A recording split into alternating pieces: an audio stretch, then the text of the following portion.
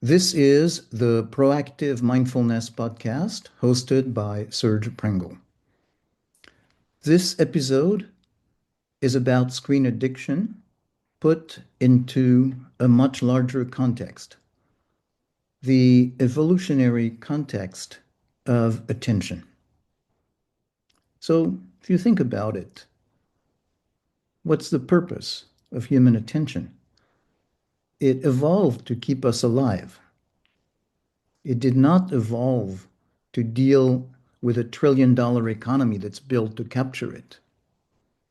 And so, looking at it this way, I will talk about what this implies about mindfulness, how it's becoming a necessity now and not a luxury. For those of us who are therapists, I will also mention of how this gives us a better perspective on what we do with our clients. And what it does is underscore the value of what we do when we use embodied and experiential approaches in therapy.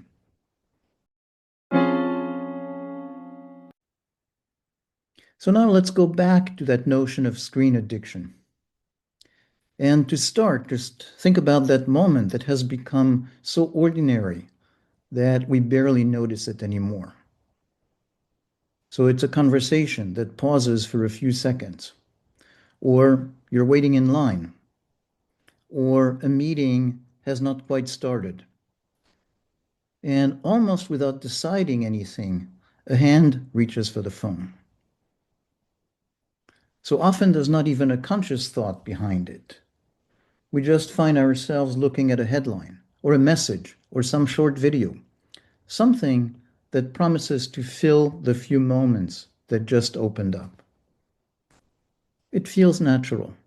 It barely seems worth examining. But when we think about it, we tell ourselves a familiar story. Oh, I've gotten distracted, I lack discipline, and maybe even comes the notion of I'm addicted to my screens. And of course, there's some truth in that, but it's only part of the story. If we only look at our own individual habits, we miss the bigger picture. And that bigger picture is the environment that those habits grew out of. Something has changed out there in the world, and that change matters just as much as anything going on in us individually. What is that something that I'm talking about? Well, attention has become an economic resource. Of course, that's not entirely new. There've been newspapers, radio, television for a long time. They all depend on capturing our attention long enough to sell us something. But somewhere along the way, a gradual change in quantity has turned into something else entirely, a change in kind. So we are in the time where human attention has become so valuable that attracting it, measuring it, selling it is now one of the central activities of the digital economy. Some of the most valuable companies in the world are not really in the business of search engines or social networks. What they're actually producing is audiences. Our attention is their raw material. Once we see it that way, ordinary things start to look different. The endless scroll of recommendations, the perfectly timed notification, that faint itch that there is one more thing worth checking.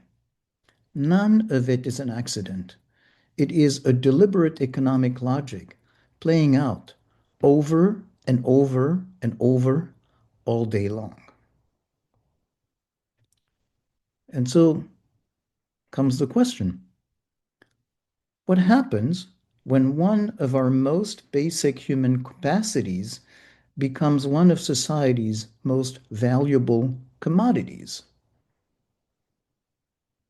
To really get at that, we need to go back farther. back to what attention actually is. Before it was ever a psychological concept, attention was an evolutionary survival mechanism. Long before humans existed, creatures survived because they could notice food, danger, connection. Every time an animal successfully paid attention to the right thing, its odds of survival, of staying alive, went up a little. So just let's do a little thought experiment. Imagine walking through a forest. A sudden movement catches the edge of the eye or your ear. Before that is even consciously registered, the body has already started to turn toward it. This is what attention is. It is how life continuously adjusts itself to what matters. Attention is how life continuously adjusts itself to what matters. Seen that way, attention is not just a mental spotlight. It is the body's ongoing conversation with the world. That is why certain things grab us so effortlessly. Novelty, movement, conflict, threat, faces, these are not random preferences. They are echoes of the conditions our nervous system evolved in. For most of human history, being pulled out of ourselves meant something vital was happening. The interruption itself was information. It demanded a response. So now, zoom back to today. And what we notice is the physical feeling is exactly the same today, but the source is completely different. Let's go to the specifics. A phone buzzing, a breaking headline, an algorithm serving up something it thinks we will want. All of it triggers that same ancient orienting reflex. The nervous system does not experience these as abstract bits of information. It experiences them as biological invitations. And so it interrupts what we are doing. We turn towards this. It seems important. That is exactly why the attention economy works as well as it does. It is not fighting against human nature. It is working directly with it. Digital platforms did not invent our pull toward novelty or uncertainty or social connection. They figured out how deeply those things are wired into us and built an entire economy on top of that discovery. Now, you can say companies have always tried to understand what draws people in. That part is not new. What is new is the scale. A capacity that evolved to help us navigate the physical world is now recruited continuously to serve a commercial marketplace. Bit by bit, that shifts our center of gravity away from our own lives, out toward whatever is calling from outside. This does not mean there is anything wrong with us. Our attention is doing exactly what it evolved to do. Yeah, that's really worth remembering. Our attention is doing exactly what it evolved to do. It responds to novelty. It follows signals that promise reward, safety, belonging, or understanding, or at least imply them. The attention economy's real achievement is that it has gotten extraordinarily fluent in the nervous system native language. Let me give you an analogy to explain what I'm saying here. Consider junk food. Junk food does not create hunger. It exploits an appetite that is already there by figuring out exactly what combination of sweet, salty, fatty keeps us reaching for more. The digital environment works the same way. It builds on a curiosity that is essential to being alive. Now, here comes the difficult part. Our attention is being pulled on again and again by forces that mostly do not care whether any of it actually benefits us. This explains something that many of us know firsthand. After a certain amount of time of scrolling, we rarely feel satisfied. We may have taken in hundreds of little fragments, flashes of outrage, glimpses of other people's lives, but that's still that sense of something that feels unfinished. And so the real problem is not that we're distracted. It is that the whole environment keeps inviting us to organize our lives from the outside in. Yeah, the whole environment keeps inviting us to organize our lives from the outside in. Something calls and we respond. Something else appears and we respond again. Our day gets shaped more and more by whatever succeeds in grabbing us next, even when that thing does almost nothing for us. This is why the attention economy is more than advertising turned up a notch. Old advertising interrupted experience now and then. Today's digital environment does not just interrupt, it accompanies us all day. The interruption has become the background hum of our lives. And so attention is no longer something that commerce occasionally borrows. It has become one of the central pillars of the economic system. And that leaves us with a real question. How do we keep inhabiting our own experience when so much of the world around us is deliberately designed to invite us somewhere else? And I'm going to repeat that, just suggesting that you see how it resonates with you when you think that way. How do we keep inhabiting our own experience when so much of the world around us is deliberately designed to invite us somewhere else? That is the shift that changes what mindfulness is for in the world we live in today. For a long time in the West, mindfulness was conceived of as a way to reduce stress, to find some calm, maybe boost productivity. And those are real benefits, no arguments there. But in the world we live in now, mindfulness takes on another dimension, another significance. It becomes a way of reclaiming what it feels like to live from the inside out.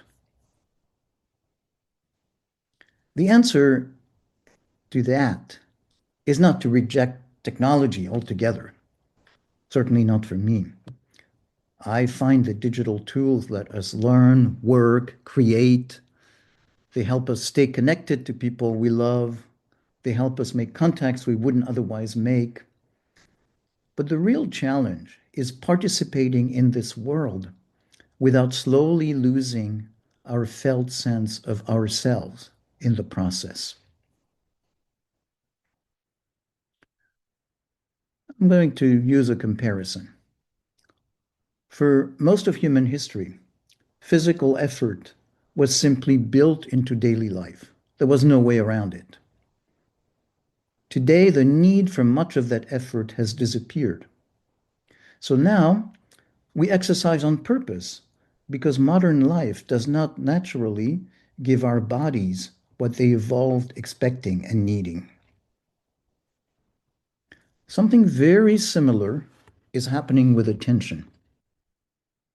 Our environment no longer protects our focus the way it once did.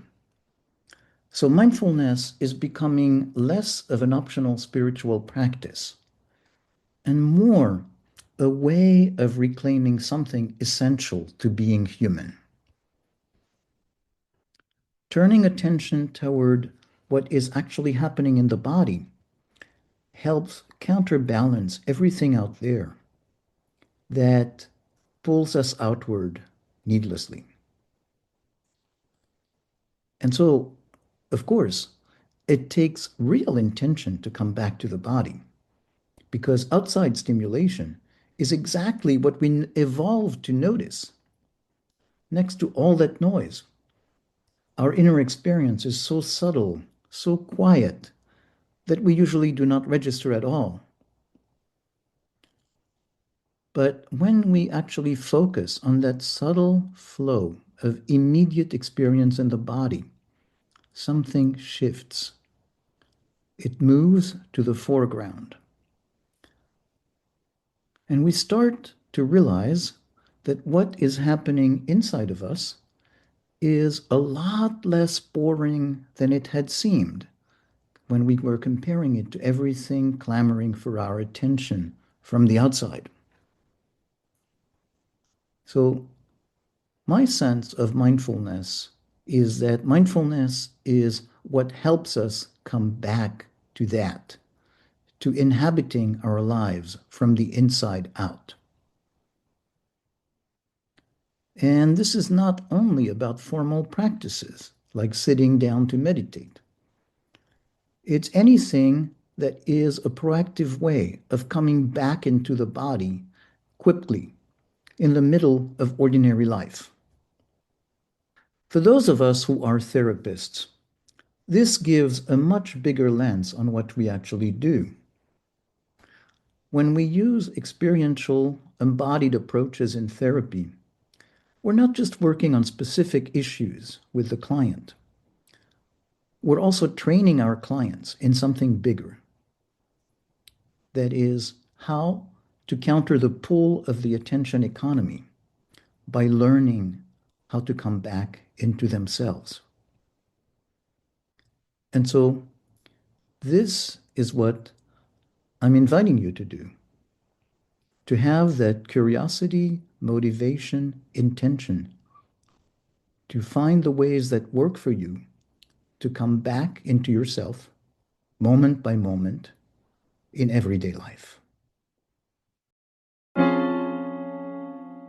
This recording is part of the Proactive Mindfulness podcast, where we explore the process of mindful change. You can find more articles and videos on the website proactivemindfulness.com.